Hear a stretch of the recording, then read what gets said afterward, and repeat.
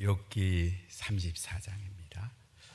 욥기 34장 1절부터 37절까지 한 목소리로 봉독하겠습니다. 엘리후가 말하이르되 지혜 있는 자들아 내 말을 들으며 지식 있는 자들아 내게 귀를 기울이라.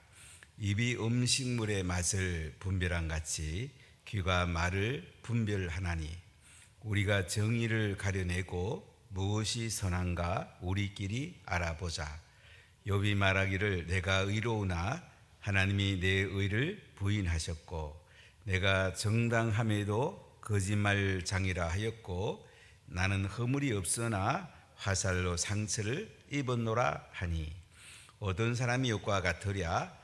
욥이 비방하기를 물 마시듯 하며 악한 일을 하는 자들과 한패가 되어 악인과 함께 다니면서 이르기를 사람이 하나님을 기뻐하나 무익하다 하는구나. 그러므로 너희 총명한 자들아 내 말을 들으라. 하나님은 악을 행하지 아니하시며 전능자는 결코 불의를 행하지 아니하시고 사람의 행위를 따라 갚으사 각각 그의 행위대로 받게 하시나니 진실로 하나님은 악을 행하지 아니하시며 전능자는 공의를 굽히지 아니하시느니라. 누가 땅을 그에게 맡겼느냐? 누가 온 세상을 그에게 맡겼느냐? 그가 만일 뜻을 정하시고 그의 영과 목숨을 거두실진대 모든 육체가 다 함께 죽으며 사람은 흙으로 돌아가리라. 만일 네가 총명이 있거든 이것을 들으며 내 말소리에 귀를 기울이라. 정의를 미워하시는 이시라 하면 어찌 그들을 다스리겠느냐? 의롭고 전능하신 이를 그대가 정죄하겠느냐? 그런 왕에게라도 무용지물이라 하시며 저자들에게도 악하다 하시며 고관을 외모로 대하지 아니하시며 가난한 자들 앞에서 부자의 낯을 세워주지 아니하시나니 그는 그들이 다 그의 손으로 지으신 바가 됨이라. 그들은 한밤중에 순식간에 죽나니 백성은 떨리며 사라지고 세력 있는 자도 사람의 손을 빌리지 않고 제거함을 당하느니라. 그는 사람의 길을 주목하시며 사람의 모든 걸음을 감찰하시나니 행악자는 숨을 만한 흑암이나 사망의 글이 없느니라. 하나님은 사람을 심판하시기에 오래 생각하실 것이 없으시니 세력 있는 자를 조사할 것이 없이 꺾으시고 다른 사람을 세워 그를 대신하게 하시느니라. 그러므로 그는 그들의 행위를 아시고 그들을 밤 사이에 뒤집어 엎어 흩으시는도다. 그들을 악한 자로 여겨 사람의 눈앞에서 치심은 그들이 그를 떠나고 그의 모든 길을 깨달아 알지 못함이라. 그들이 이와 같이 하여 가난한 자의 부르짖음이 그에게 상달하게 하며 빈궁한 사람의 부르짖음이 그에게 들리게 하느니라. 주께서 침묵하신다고 누가 그를 정죄하며 그의 얼굴을 가리신다면 누가 그를 배울 수 있으랴. 그는 민족에게나 인류에게나 동일하시니 이는 경건하지 못한 자가 권세를 잡아 백성을 올가매지 못하게 하려 하심이니라. 그대가 하나님께 아뢰기를 내가 죄를 지었사오니 다시는 범죄하지 아니하겠나이다. 내가 깨닫지 못하는 것을 내가 가르치소서. 내가 악을 행하였으나 다시는 아니하겠나이다 하는가. 하나님께서 그대가 거절한다고 하여 그대의 뜻대로 속전을 치르시겠느냐? 그러면 그대가 스스로 택할 것이요 내가 할 것이 아니니 그대는 아는 대로 말하라. 슬기로운 자와 내 말을 듣는 지혜 있는 사람은 반드시 내게 말하기를 욥이 무식하게 말하니 그의 말이 지혜롭지 못하도다 하리라. 나는 욥이 끝까지 시험 받기를 원하노니 이는 그 대답이 악인과 같음이라. 그가 그 죄악에 반역을 더하며 우리와 올려 손뼉을 치며 하나님을 거역하는 말을 많이 하는구나. 아멘. 엘리후는 세례 요한의 역할을 한다고 이렇게 보면 욥기를 이해하는데 많은 도움이 됩니다. 욥이라는 사람은 참 부유하고 사회도 잘 되고 건강하고 동방의 의인이고 많은 백성들에게 존경받는 사람이었습니다. 아브라함과 이삭의 시대 에돔 지방에 살던 사람이었는데 한순간에 모든 재산이 날아가고 자녀 잃고 사실은 피부병으로 고난을 받게 됩니다. 이 고난에 대해서 세 친구들은 욥이 죄를 지어서 이 고난 받는다. 빨리 죄를 회개하고 용서를 빌어라. 그러면 회복될 것이다. 이런 내용으로 욥기 4장부터 31장까지 욥기의 대부분을 차지하죠. 세 번의 회전을 통해서 쟁론의 방식, 재판의 쟁론의 방식, 하브루타 방식으로 욥의 고난에 대해서 세 친구가 얘기하면 또 욥이 대답하는. 욥은 내가 죄 지은 게서 그런 게 아니다. 하나님의 특별한 고난이다. 하나님의 특별한 뜻이 있을 거야. 이렇게 세 친구에 대해서 자신의 주장을 고백을 하게 됩니다. 여기 대해서 엘리후가 이제 등장하게 되고 욥을 하나님과 연결하는, 엘리후는 세례 요한의 역할을 한다고 볼 수가 있습니다. 예수님 오실 때에 예수님 길을 예비하고 예수님의 오실 길을 잘 준비한 세례 요한 같이 욥을 책망하기도 하고 옳은 얘기도 하면서 때로는 이해가 덜 된 것도 있습니다. 그렇지만 엘리후는 욥을 하나님 앞으로 인도하는 중요한 역할을 합니다. 우리 인생에 예수님을 믿게 하는 중요한 역할을 했던 사람들, 참 귀한 사람들이죠. 저는 지금 저를 돌아보면 참 중학교 때 어떤 친구가 교회 가자고 그랬는데 그때는 제가 걔 말이 잘 안 들리더라고요. 고등학교 때는 이제 절에 다니고 대학교 또 절에 다니다가 이제 인생의 목적을 알고 싶어서 이제 교회를 가게 됐는데 그 교회에 복음이 없었어요. 기장적인 복음이 없어서 예수님을 만나는데 많은 시간이 걸렸습니다.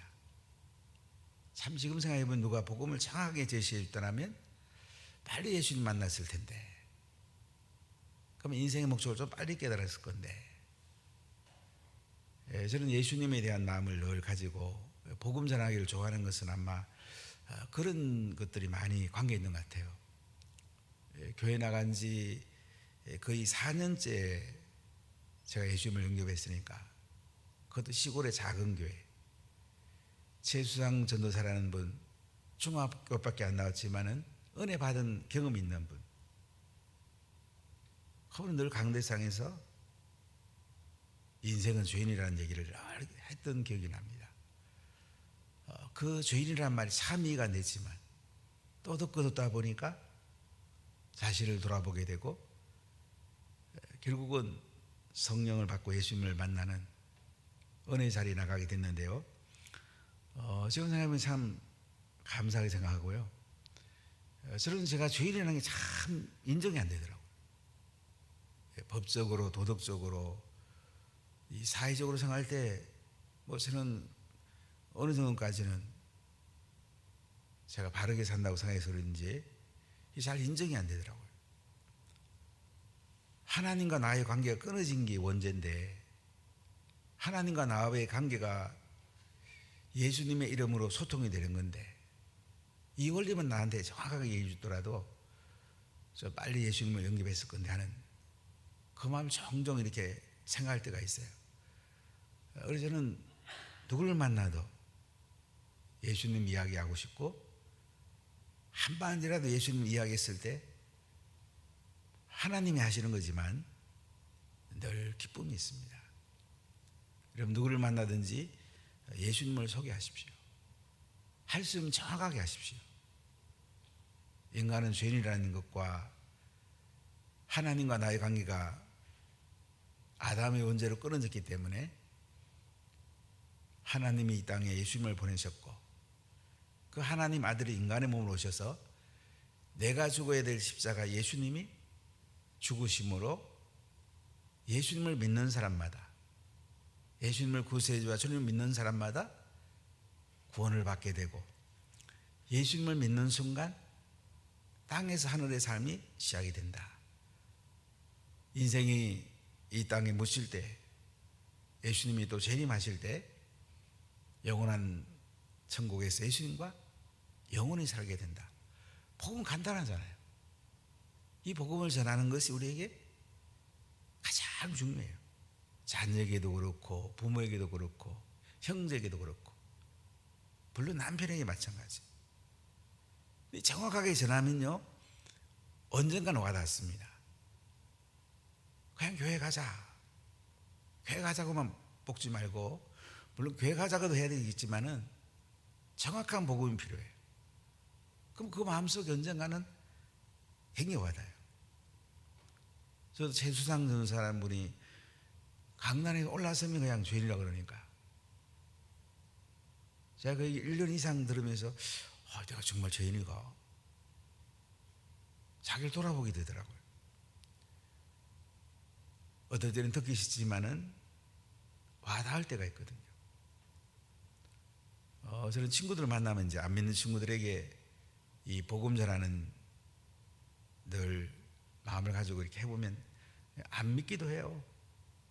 그래도 또 전해요. 그러다 보면 또 예수 믿는 사람이 나오고, 그리고 복음 전하는 내가 일단 기쁘잖아요. 이 좋은 소식을 전하는 거 얼마나 감격스럽습니까? 욥의 세 친구는 예수님을 바라보지 못했습니다. 그러니까 인간적 생각에서 욥이 죄지어서 빨리 용서를 빌어라. 옛날에 인과응보 권성징악적 관점에서 세 친구는 욥에게 이야기합니다. 욥은 예수님을 바라보고 있어요. 십자가에 빌려 죽으시고 부활을 예수님을 바라보고 있어요. 그러니까 친구들보다 훨씬 더 영적 단계가 높지요. 오늘 엘리후라는 사람은 욥의 세 친구보다 젊습니다. 쉬운 성경을 보면 욥 어르신이라고 계속 이렇게 번역한 걸 보면 욥이 나이도 훨씬 많습니다. 자, 이 엘리후가 이제 오늘 정의 관점에서, 그리고 욥의 한 말에 대해서 좀 비판하기도 하고 도전하기도 하고, 욥에게 하나님께 바로 서기를 조언하는 걸 볼 수가 있습니다. 자, 1절부터 몇 절 봅시다. 엘리후가 말하 이르되 지혜 있는 자들아 내 말을 들으며 지식 있는 자들아 내게 귀를 기울이라. 입이 음식물의 맛을 분별한 같이 귀가 말을 분별하나니 우리가 정의를 가려내고 무엇이 선한가 우리끼리 알아보자. 우리가 입이 음식물을 분별한 같이 귀가 말을 분별한다고 그러잖아요. 우리가 바로 배우는 게 굉장히 중요합니다. 수요일 한국교육자선교회 부산 지방의 지도 목사님하고 또 핵심이 일하는 분이 저를 찾아와서 또 우리 교육자들하고 얘기하고 저랑 얘기하면서 교과서 문제가 지금 보통 문제가 아니거든요. 전 정권에서 교과서 편집한 사람들이 교과서 내용 보면 특히 동성애 어릴 때부터 다 집어넣어놨어요. 그 내용을 저한테 보여주는데 동성애 문제, 그 다음에 이제 자유민주주의의 자유 빼는 문제, 그리고 6.25 남침이라는 단어 빼는 문제, 그래도 많죠. 학교에서 이제 책을 선택하게 되는데 책을 선택할 때는 교장은 아무 권한이 없답니다. 운영위원 몇 사람하고 교사 몇 사람하고 검정교과서를 선택한대요. 여러분 할 수 있으면 자녀가 초등학교나 중고등학교 다니면 운영위원을 하십시오. 그래 책을 선택하는 것이 그래도 낫습니다. 안 그러면 우리 자녀들이 왜곡된 역사들, 뭐 동성애 이런 거 배우게 된단 말이죠. 어떤 책은 인민문주로 바꿨어요. 국민이라는 단어를 인민으로 바꿨단 말이죠. 이런 거 이제 자꾸 배우다 보면 자기도 모르게 이제 이념적으로 잘못되게 될 수 있어요. 그렇기 때문에 여러분들이 할 수 있으면 자녀가 있으면 운영위원 하시고요. 또 우리가 이제 잘 결정하는 게 중요합니다. 자, 10월 초에 교육감 만나서 여러 가지 얘기를 좀 나누려고 하는데 교육감이 교과서 문제는 어떻게 할 수 있는 게 크게 없대요.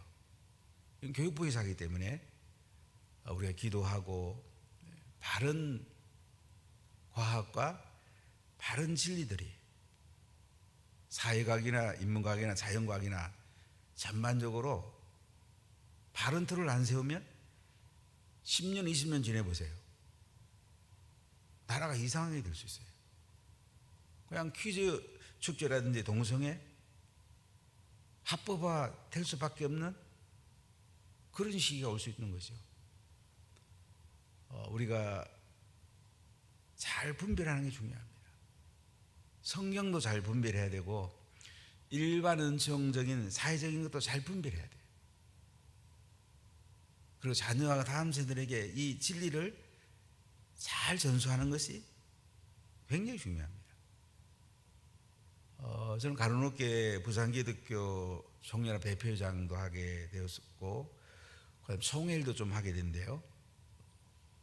교회 자립 개발은 이사장을 하게 되는데 저는 이제 사람들이 하도 권해서 뭐 그렇게 중요하냐 이런 생각도 해봤는데 많은 분들이 저한테 그런 얘기를 해요. 바른 사람이 지도자 역할을 안 하면 엉뚱한 사람 이런 사람들이 하면 전체가 손해본다. 그 얘기를 참 많이 하더라고요. 그 생각도 저는 가끔 해봤지만 많은 분들이 그 얘기를 참 많이 해서 하게 됐는데 우리가 좋은 지도자 역할 학교의 운영위원하고 굉장히 중요한 역할입니다. 여러분들 현재 사회를 바르게 해야지 주민잔치 기본법 같은 것도 목사님들 가운데 주민자치 이제 위원하려고 하는 분들이 계세요. 그러면 민노총회나 정교조나 참여연대나 이런 진보단체 사람들 왜곡된 사람들이 그걸 깨우쳐 버리면요 이상한 나라 되는 거예요. 침묵하는 게 좋은 게 아니에요. 오늘 욥기 34장의 전반전 내용을 보면 욥이 이렇게 고난당하는데 왜 하나님 침묵하십니까? 왜 하나님 침묵하세요? 내 고난을 빨리 가져가셔야죠. 여기에 대해서 이제 엘리야가 얘기하는 거거든요. 하나님 오랫동안 침묵할 수도 있다. 꼭 빨리 고난 걷어가기만 하는 거 아니다. 이게 34장의 전반적인 논조거든요. 29절을 한번 보세요. 주께서 침묵하신다고 누가 그를 정죄하며 그가 얼굴을 가리신다면 누가 그를 배울 수 있으랴. 그는 민족에게나 인류에게나 동일하시니 이는 경건하지 못한 자가 권세를 잡아 백성을 올가매지 못하게 하려 하심이니라. 하나님은 침묵할 수가 있어요. 왜 하나님 침묵하냐면요 경건하지 못한 자가 권세를 잡아가지고 백성을 올가매지 못하게 하려고 하나님이 침묵할 때가 있다는 거예요. 지금 우리나라가 이만큼 동성애를 막아내고 주사파 물결을 막아낸 것은 사실은 보수주의적인 교회가 있기 때문에 이게 그래도 가능했어요. 교회 없으면 벌써 우리나라는 딴 길로 갔을 가능성이 굉장히 많아요. 지금도 언론이 계속 민노총, 민원연이라는 민노총 산하의 단체가 잡고 있기 때문에 여론조사 기관도 대부분 진보 단체의 거기 때문에요. 그대로 받아들이긴 좀 그래요. 표본조사가 중요하기 때문에.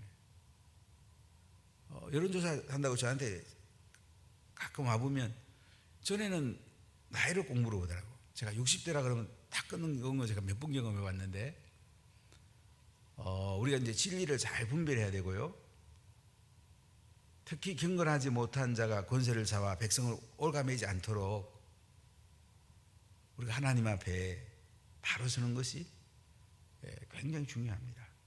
자, 5절부터 몇 절 볼게요. 욥이 말하기를 내가 의로우나 하나님이 내 의를 부인하셨고 내가 정당함에도 거짓말 장애를 하였고 나는 허물이 없으나 화살로 상처를 입었노라 하니.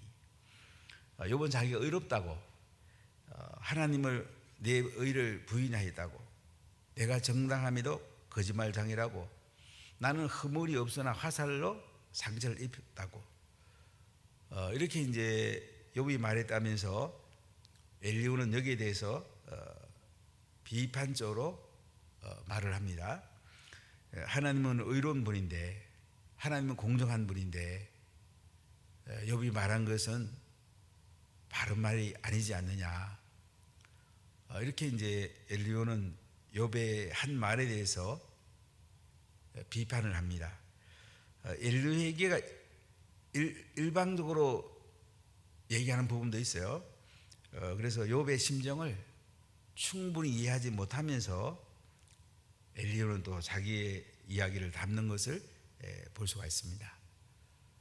우리 예수님 온전한 심정 안에서 성령 충만한 가운데서 우리 하나님의 지혜를 담는 게 중요한데 오늘 엘리후는 온전히 담지는 못합니다. 그래서 욥의 자기가 의롭다. 욥이 어렵다는 것은 죄가 원죄가 없다는 그 뜻이 아니고 욥이 고난당하는 것은 특별한 고난이라서 이제 자기가 특별한 죄 때문에 이런 고난이 온 것이 아니다. 욥은 그렇게 이제 얘기한 건데 엘리후는 일반론적으로 접근하죠. 하나님은 의로운 분이고 하나님은 공정한 분인데 어떻게 하나님 앞에 죄 없다고 할 수 있느냐. 이 부분을 언급하는 걸 볼 수가 있는데요. 자, 10절부터 보세요. 그러므로 너희 총명한 자들아 내 말을 들어라. 하나님은 악을 행하지 아니하시며 전능자는 결코 불의를 행하지 아니하시고 사람의 행위를 따라 갚으사 각각 그의 행위대로 갚게 하시나니 진실로 하나님은 악을 행하지 아니하시며 전능자는 공의를 굽히지 아니하시느니라. 누가 땅을 그에게 맡겼느냐? 누가 온 세상을 그에게 맡겼느냐? 그가 만일 뜻을 정하시고 그의 영과 목숨을 거두실진데 모든 육체가 다 함께 죽으며 사람은 흙으로 돌아가리라. 하나님은 공의로운 분이다. 전능자는 공의를 굽히지 아니하신다. 그러니까 욥의 주장에 대해서 엘리후가 비판적으로 얘기하는데 엘리후는 욥의 이야기를 특수 사정에 대해서 이해가 잘 없는 거예요. 그래서 일반론적으로 공의의 측면에서 욥을 비판하는 것을 볼 수가 있습니다. 자, 우리 16절부터 한번 보십시다. 만일 내가 총명이 있거든 이것을 들으며 내 말소리에 귀를 기울이라. 정의를 미워하는 이시라 하면 어찌 그들을 다스리겠느냐. 의롭다고 전능하신 이를 그대가 정죄하겠느냐. 그는 왕에게라도 무용지물이라 하시며 저자에게라도 악하다 하시며 고관을 외모로 대하지 아니하시며 가난한 자들 앞에서 부자의 낯을 세워주지 아니하시나니 이는 그들이 다 그의 손으로 지으신 바가 됨이라. 그들은 한밤중에 순식간에 중난이 백성은 떨고 사라지고 세력 있는 자도 사람의 손을 빌리지 않고 제거함을 당하느니라. 엘리후의 이야기는 이제 하나님은 정의로운 분이기 때문에 하나님은 왕이라든지 주자라든지 고관이라든지 누구라도 하나님의 공의의 잣대로 심판하는 분이라는 것을 이야기합니다. 자, 21절 보세요. 그는 사람의 길을 주목하시며 사람의 모든 걸음을 감찰하시나니 행악자는 숨을 만한 흑암이나 사망의 그런이 없느니라. 하나님은 사람을 심판하시기에 오래 생각하실 것이 없으시니 세력 있는 자를 조사할 것이 없이 그 것이고 다른 사람을 세워 그를 대신하게 하시느니라. 그러므로 그는 그들의 행위를 아시고 그들을 밤사이에 뒤집어 엎어 흩으시는 도다.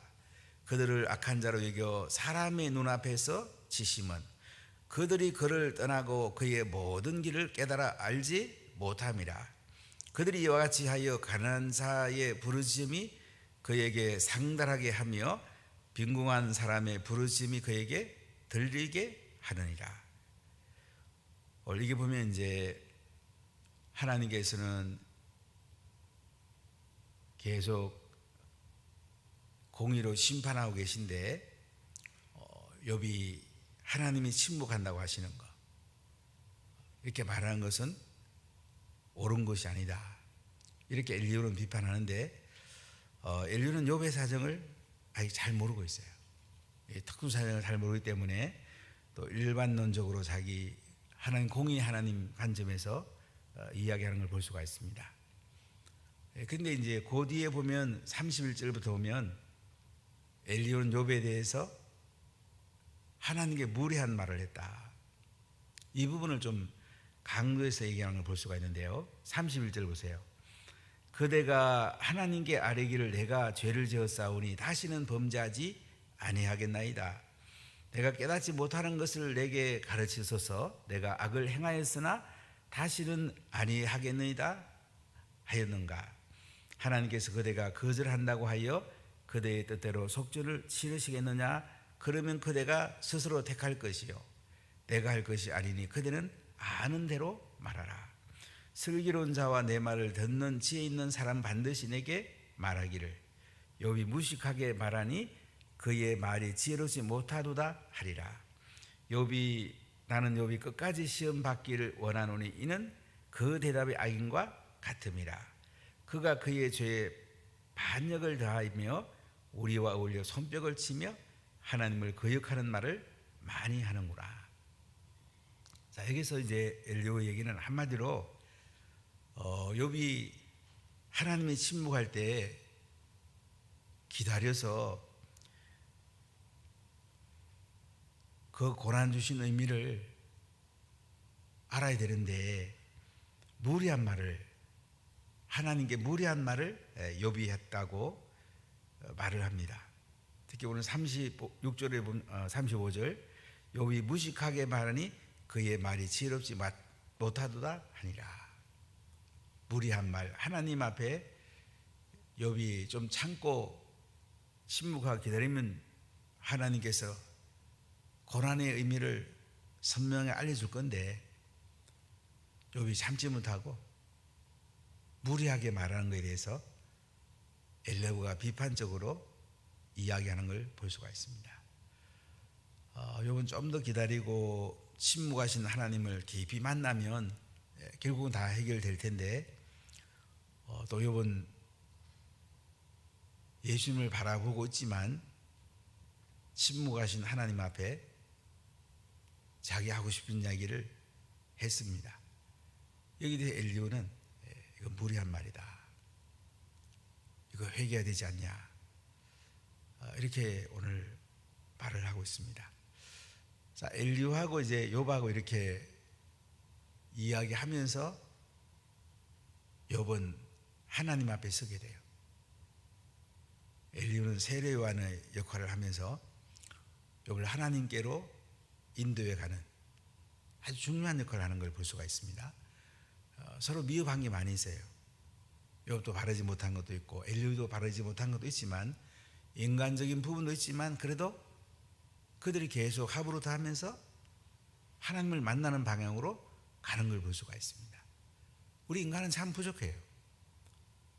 합으로다 하면서 다른 사람과 질문 토론하면서 마지막 예수님을 만나고 성령을 받고 하나님 말씀으로 우리가 인도된다면 가장 복이죠.